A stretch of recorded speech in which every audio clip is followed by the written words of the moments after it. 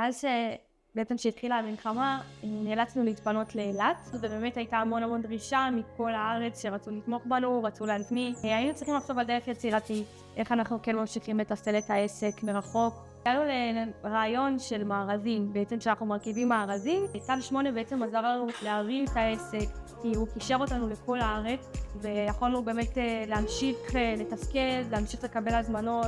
אנחנו מאוד ממליצים, מאוד מרוצים. הארגון המדהים הזה באמת שנתן לנו פה מיזם מטורף, שבאמת קידם אותנו ועזר לנו, חיבר אותנו עם ארגונים, עם חברות מכל הארץ. אנחנו מאוד ממליצים לכל מי שאנחנו רק עובדים איתו ומעבירים את זה הלאה. הרמתם לנו את העסק בצורה ששום דבר אחר לא היה יכול לעשות טוב יותר במצב הנוכחי.